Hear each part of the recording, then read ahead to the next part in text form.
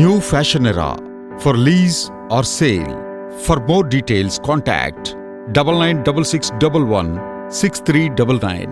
నమస్తే గురుగారు. ఆయుష్మతి భవ. గురుగారు, ఇప్పుడు వచ్చేసి జనరల్గా న్యూమరాలజీ ప్రకారం లేడీస్కి లాస్ట్లో ఐ లెటర్ ఉంటే కనుక వాళ్ళకంత మంచి నేమ్ కాదు అని నేను విన్నాను. చాలామంది కరెక్షన్స్ చేసుకుంటే బెస్ట్ అని చెప్తున్నారు. అది రియల్గానా? ఇప్పుడు లాస్ట్ లెటర్ ఐ రాకూడదని ఒక ఆయన చెప్తాడు, ఈ రాకూడదని ఒక ఆయన చెప్తాడు, ఏంటి తకారం రాకూడదని ఇంకో ఆయన చెప్తాడు, టీహెచ్ఏ రాకూడదని ఒక ఆయన చెప్తాడు.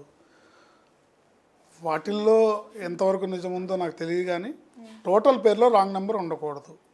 ఓకే.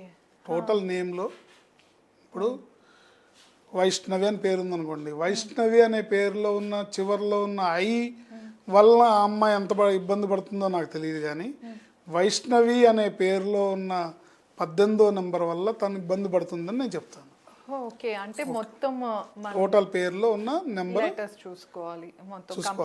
ఎందుకంటే నేను ఎందుకు ఎక్కువగా ఐ వల్ల నిజంగానే ఇబ్బంది ఉందా లేదా అనేది కాన్సన్ట్రేషన్ అనేది పక్కన పెడితే, ఈ రాంగ్ నెంబర్ని సరి చేయడం వల్ల నేను సత్ఫలితాలు పొందాను.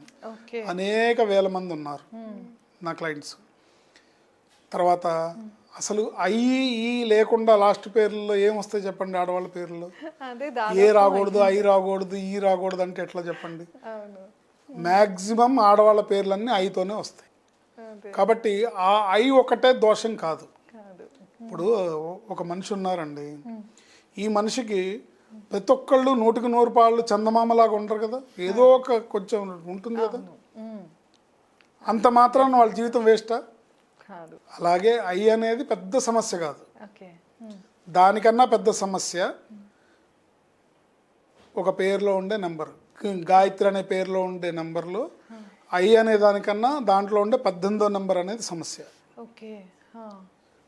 లక్ష్మి అనే పేరులో ఉండే ఐ అనే దానికన్నా లక్ష్మి అనే పేరులో ఉన్న 18వ నెంబర్ సమస్య.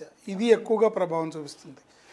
దీన్ని సరిచేయడం ద్వారా సత్ఫలితాలు పొందొచ్చు, ప్రొటెక్టెడ్ జీవితాన్ని పొందొచ్చు, హెల్దీ లైఫ్ను పొందొచ్చు, ప్రాస్పరస్ లైఫ్ను పొందొచ్చు. 100కి 100 ఇది నిజం. అంటే స్పెల్లింగ్ కరెక్షన్ అంట 100%. ఓకే గురుగారు, ధన్యవాదాలు. ఆయుష్మతి.